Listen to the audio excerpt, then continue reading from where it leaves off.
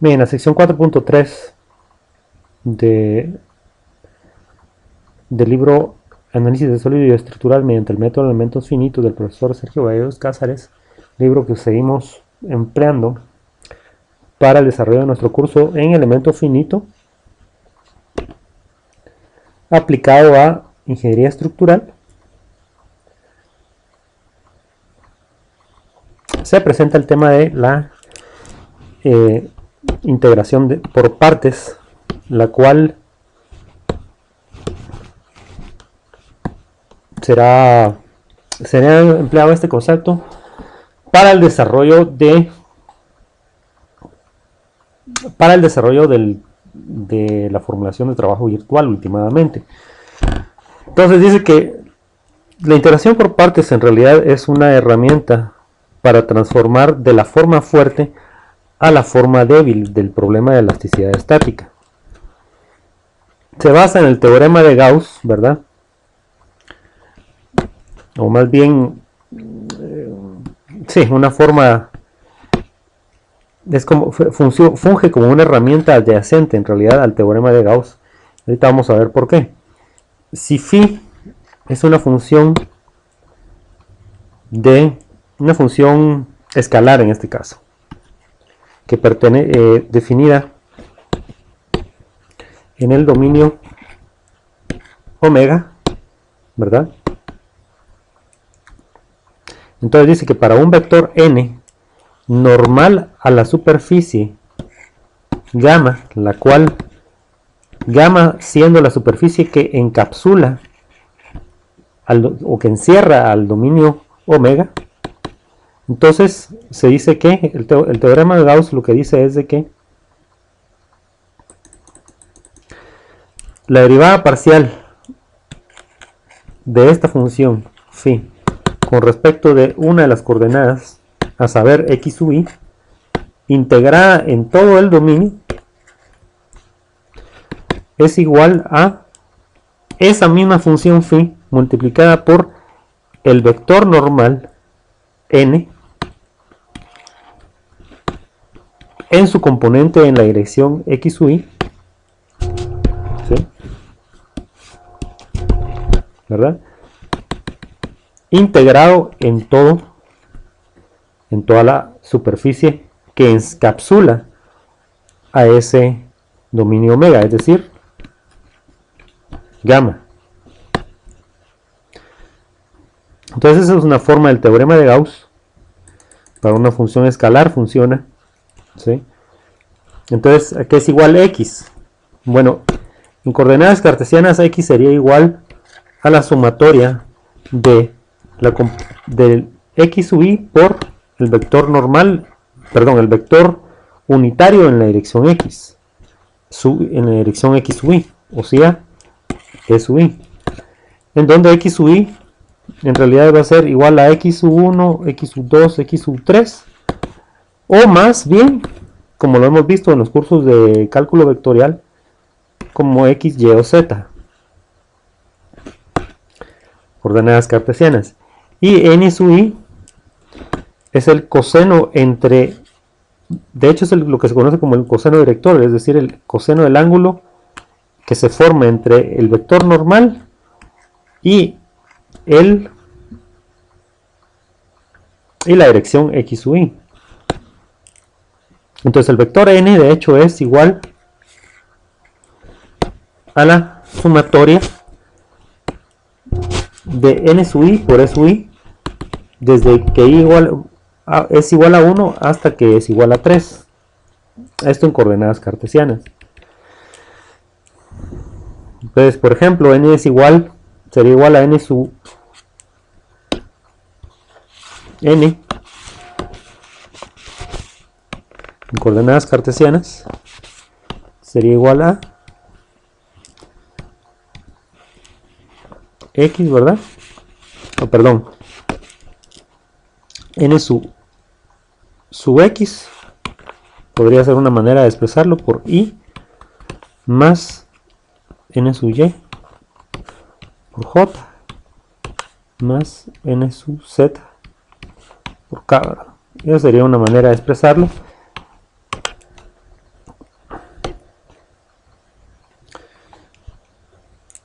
Y en realidad el vector n a la larga, para una superficie arbitraria cualquiera, todas estas son funciones de x, y y z, ¿verdad?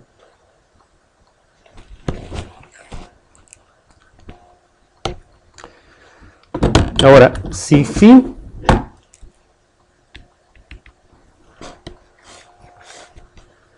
es igual al producto de dos funciones a y b, ¿sí? A y b, dos funciones. Entonces la expresión 414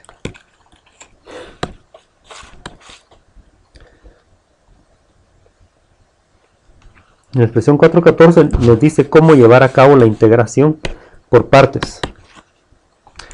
Entonces dice que para un volumen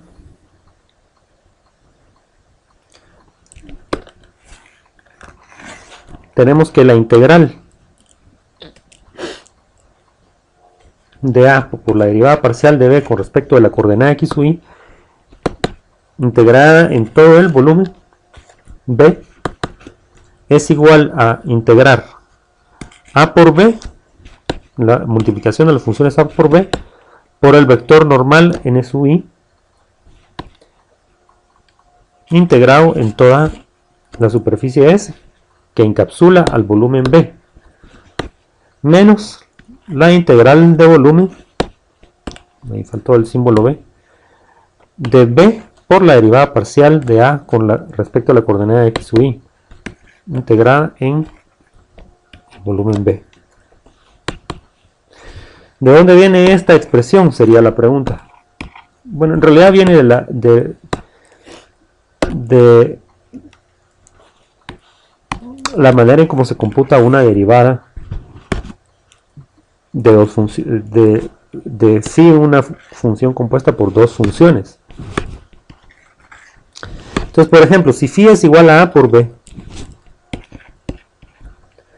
entonces lo único que tenemos que decir es de que la derivada de phi con respecto de x sub i, derivada parcial de phi con respecto de x sub i, sería igual a por la derivada parcial de b con respecto a x sub i, más b por la derivada parcial de a con respecto a x sub i, lo cual es simplemente la regla de derivación del producto de dos funciones.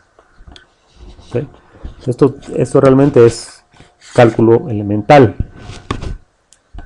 Entonces,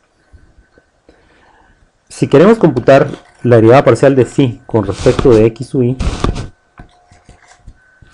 ¿verdad?, en todo el dominio n dimensional omega, entonces simplemente es igual a, hacemos esta sustitución, ¿sí? ¿Verdad? Sustituimos esto aquí, ¿verdad? Y eso es lo que tenemos acá, ¿sí? Simplemente esto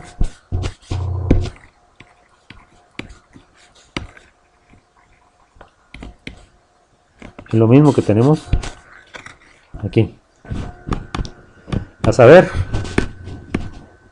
que la derivada parcial de phi con respecto de x sub i integrada en el dominio n dimensional omega es igual a,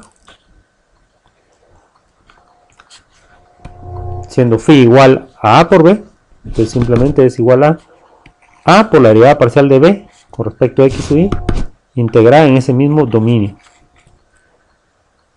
n dimensional omega, más ahora b sería el que no derivamos, pero sí derivamos a con respecto a x sub i por la derivada parcial, perdón, por el diferencial de omega, en donde omega se integra, en donde el diferencial de omega y todo este integrando se integra en el dominio n-dimensional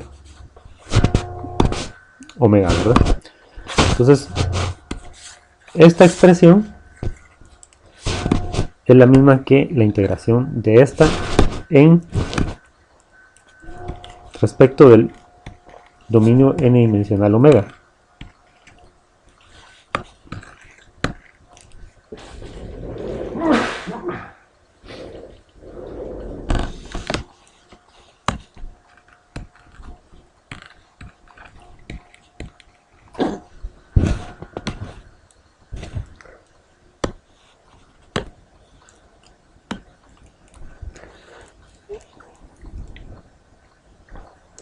Entonces, así es como se obtiene esta expresión. Y es y al utilizar el teorema de la divergencia, ¿verdad? Es decir, de que la integral de la función phi, o más bien la integral de la derivada parcial de phi con respecto de la coordenada x o y en el dominio n dimensional, es decir, de n dimensiones, omega, es igual a ¿qué? A esto. A esa misma función phi, sin derivarla, ¿verdad? Es decir, la función phi multiplicada por el vector normal, la función que identifica el vector normal en su componente correlativa con x u y, o sea, en x u y, integrado en la frontera de este dominio n dimensional, es decir, gamma, siendo este gamma la frontera de el dominio n dimensional omega, es decir, por definición gamma, entonces, si omega tiene n dimensiones, entonces gamma tiene n menos 1 dimensiones, ¿verdad? Que es la frontera de omega. ¿Sí? Entonces, por ejemplo, si la integración se está realizando en un volumen, es decir, si el dominio gamma es un volumen B, ¿sí? Entonces, en este caso, el teorema de la divergencia de Gauss para phi igual a A por B, dos funciones A por B, A y B, será igual a esto. La integral en el volumen de A por la derivada parcial de B con respecto a x u y es más la integral en el volumen B de B, la función B por la derivada parcial de la función A con respecto a x u y, es igual a la integral, pero en la superficie S que encapsula a B,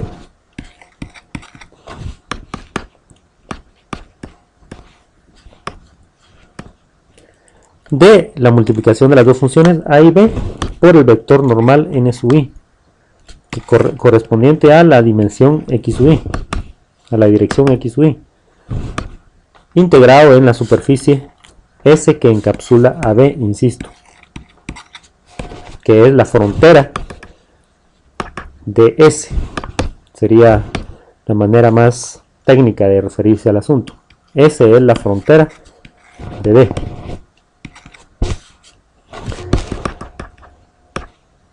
Eso si se tratara de un volumen B, el que estamos queriendo, sobre el dominio sobre el cual estamos queriendo encontrar la divergencia, o más bien la integral de, sí, es decir, vamos a ver, queremos encontrar esto, ¿sí? Esa integración de la derivada parcial de una función phi respecto de una dimensión, una dirección x sub i, integrada en el dominio, en todo el dominio omega. Y ya lo vimos para el caso en que se tratara de un dominio volumétrico. Si se tratara de un volumen... Ah, bueno, pero ojo con lo que nos quedó acá, es decir, la suma de estos dos nos da esto, ¿verdad? Obviamente. Entonces, lo que aparece en Gallegos Cáceres, en la sección 4.3, es simplemente despejar esto. Es decir, pasamos este término del otro lado y nos resulta esto. Y esa es la ecuación 415. Y todo proviene de realmente de la regla del producto, de la derivación del producto de dos funciones, que después se convierte en la regla de integración por partes al aplicarle una integral. ¿Sí? Entonces esta expresión es la expresión 415, que es la que tenemos aquí.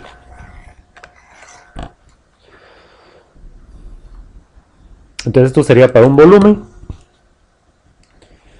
esto sería para una superficie. Si se tratara de una superficie, entonces la integral en la superficie, si el volumen, es decir, si el dominio fuera una superficie, entonces sería la integral de la función a por la derivada parcial de la función b con respecto a x o y, integrada en el dominio superficial S. Eso sería igual a la integral de a por b, o sea, a por b, la multiplicación de las funciones a y b por el vector normal en la dirección de x sub y, o sea, n sub y, integrado en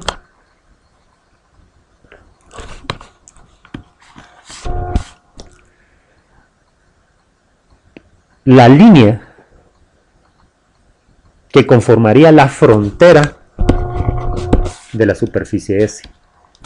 Es decir, S es bidimensional, digamos, dos dimensiones, y L sería de 2 menos una dimensión, es decir, una dimensión. Es decir, una línea. Menos la integral de b por la derivada parcial de a con respecto a x sub y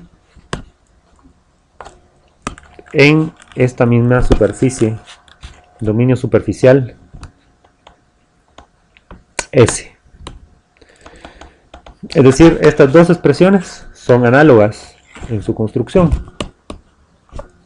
Y lo mismo sería para una línea, que si el dominio omega fuera una línea, entonces sería la integración de a por la derivada parcial de b con respecto de x, integrada de x1 a x2, sería igual a la evaluación de la multiplicación de a por b por en x1 y x2, menos la integral de b por la derivada parcial de a con respecto de x,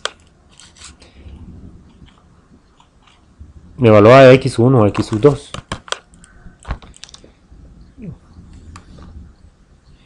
Entonces aquí estamos para un dominio tridimensional, aquí para un dominio bidimensional y aquí para un dominio unidimensional.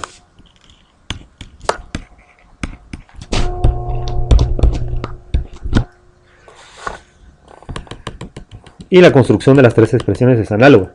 Y esta es la forma del teorema de la divergencia para la multiplicación de dos funciones, phi igual a por b. Entonces, lo hacemos de esta forma, es decir, phi igual a por b, porque de hecho, de esta manera nos quedará a la hora de tratar de plantear la forma débil del problema de elasticidad estática.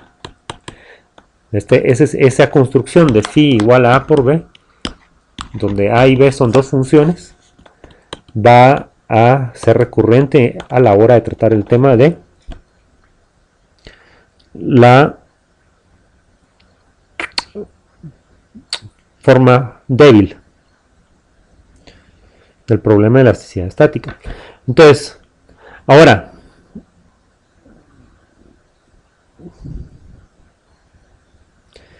si se tratara de una función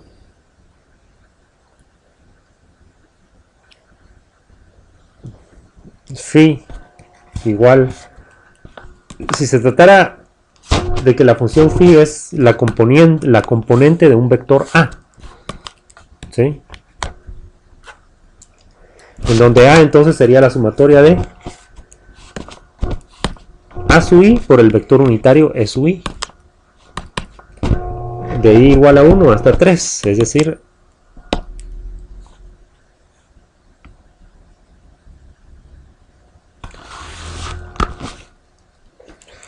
A sub i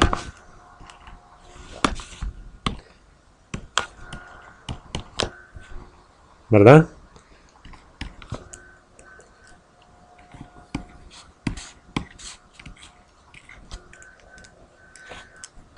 Coordenadas cartesianas x, y, z, digamos.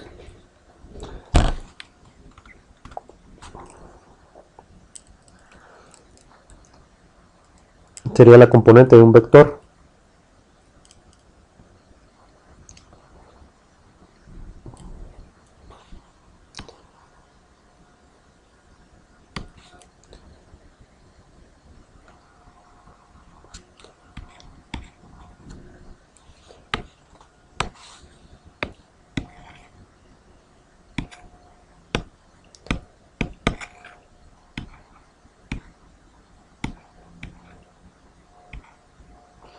Entonces digamos que este es el vector x.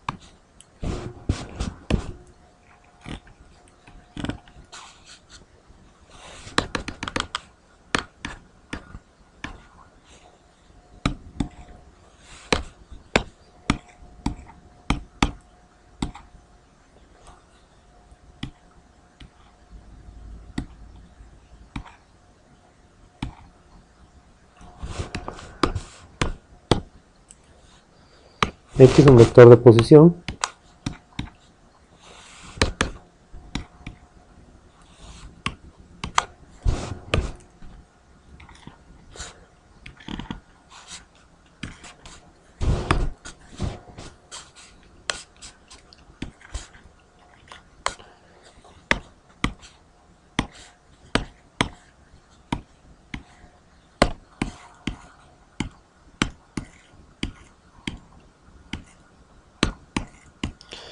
Con componentes. Esta sería la componente. Toda esta sería la componente x sub i, que es la misma que corre alrededor en la dirección del eje x, ¿no?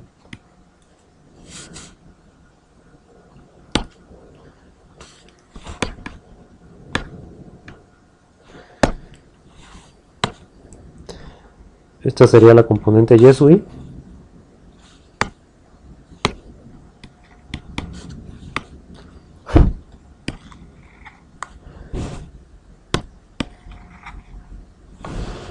¿Verdad? Que sería el resultado de proyectar un vector x hacia el plano xy en la dirección y. Aquí quedaría esa componente. Y esto sería la componente en z, z sub i, para el vector de posición, todo esto.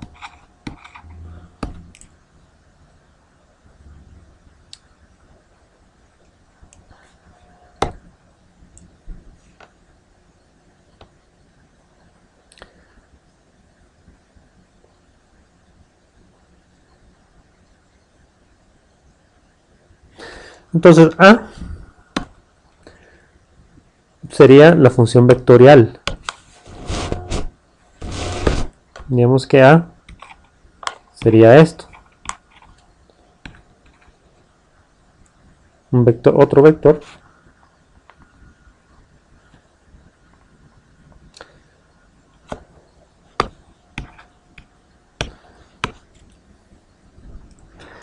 definido en ese punto X, ¿verdad? Con componentes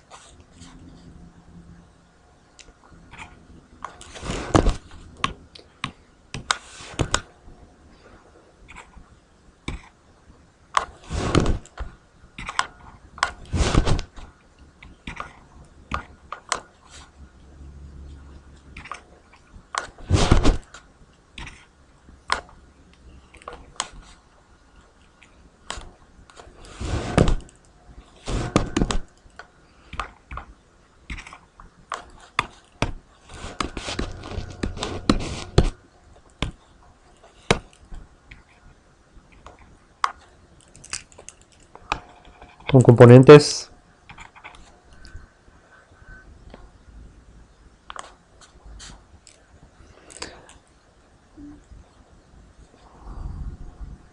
A sub X sería este.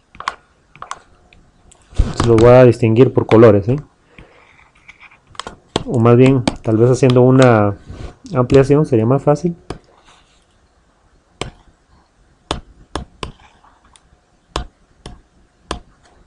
Pues este sería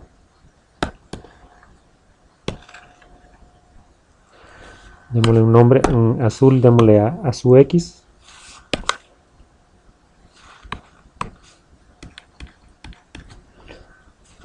Démosle en...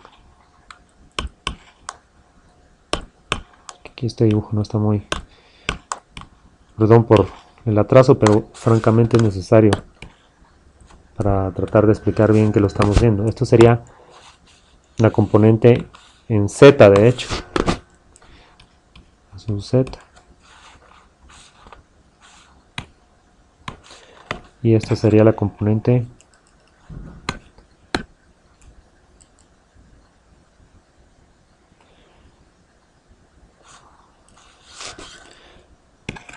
esta la podemos dejar así. Y esta sería la componente en naranja, sería la componente A sub Y del vector A. ¿Sí? Entonces, aquí estarían nuestros vectores unitarios, ¿verdad?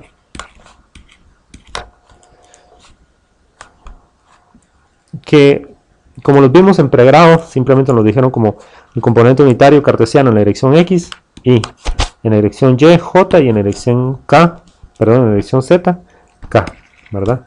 Ahora, en otra literatura lo pueden encontrar simplemente como E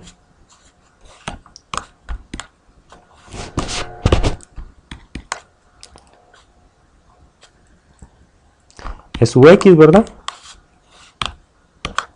Sería I. J sería E sub Y. Y K sería E sub Z. Entonces el vector A se expresa como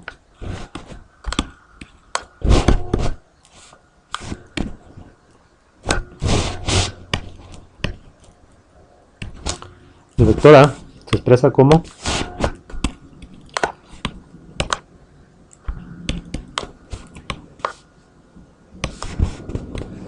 la composición de las funciones escalares AX multiplicando a el vector I más AY, ¿verdad? Multiplicando a el vector unitario J más A sub Z multiplicando al vector K, un vector unitario K. Entonces A también suele expresar, si digamos que ya dijimos que I en la literatura también se le llama E sub X, J igual E sub Y y K igual E sub Z. Ahora, Esta expresión que tenemos aquí es de hecho la misma que acabamos de plantear, ¿sí?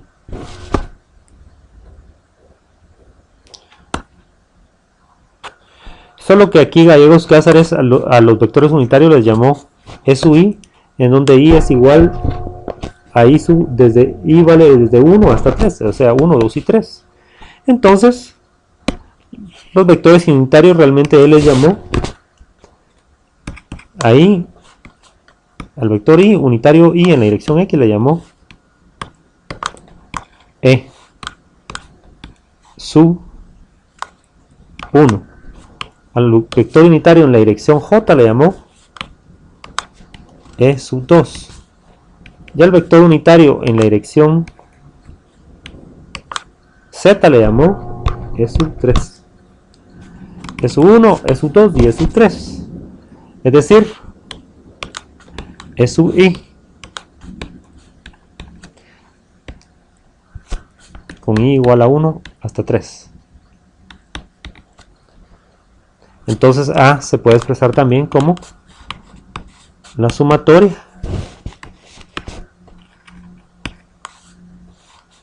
de a sub i. Cada uno de estos a sería a sub i, componentes escalares, por el vector unitario e sub i, en donde i varía entre 1 y 3.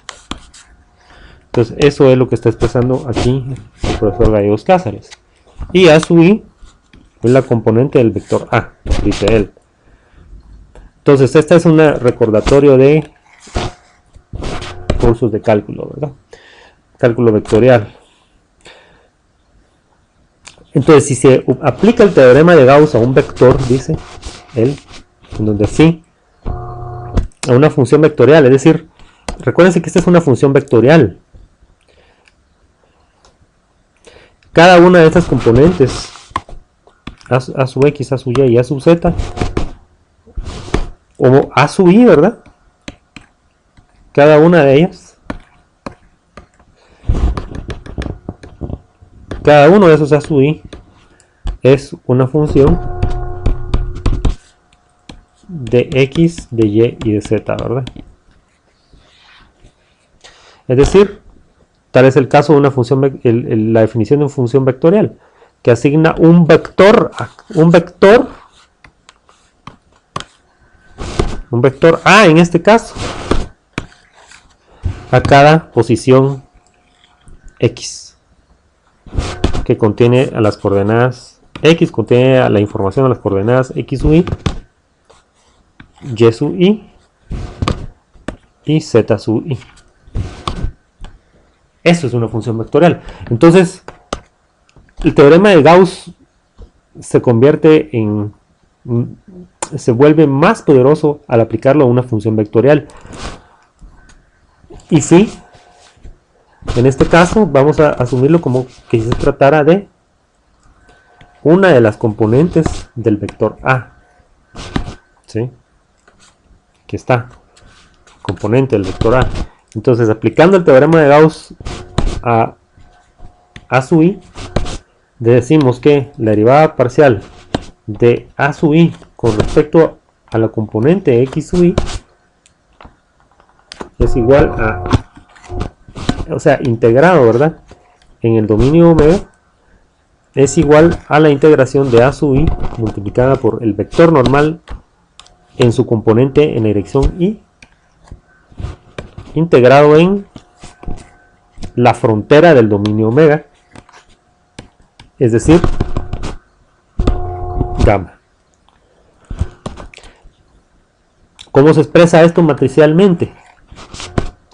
Bueno, así como lo vamos a ver ahora mismo. Matricialmente esta expresión 418 se escribe de esta manera.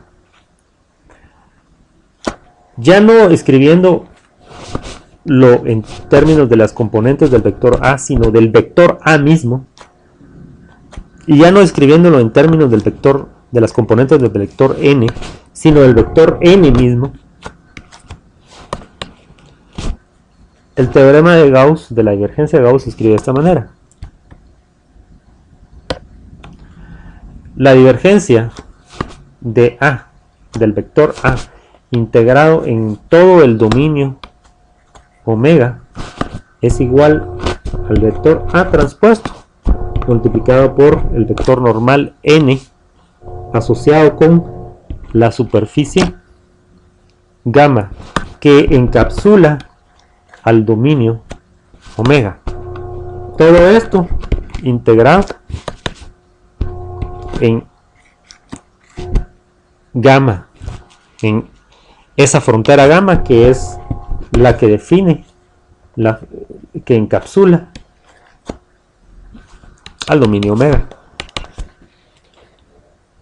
Entonces gamma, el operador nabla transpuesto por el vector A es la divergencia del vector A. ¿Sí?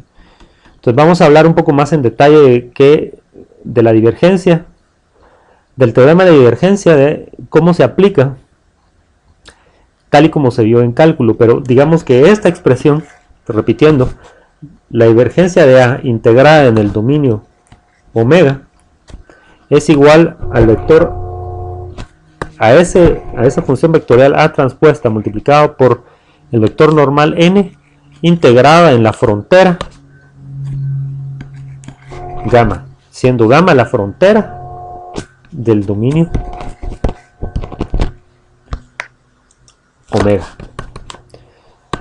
Entonces vamos a ver cómo, vamos a hacer una rápida remembranza de qué se vio en cálculo de pregrado en relación con el teorema de la divergencia, y vamos a recordar cómo esta expresión en realidad A transpuesta por n, esto que tenemos aquí, A transpuesta por n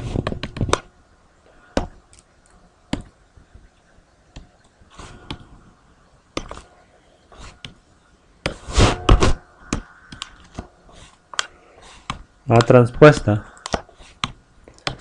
por n es en realidad igual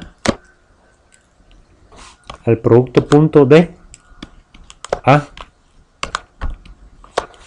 por n. Eso en nuestro siguiente video.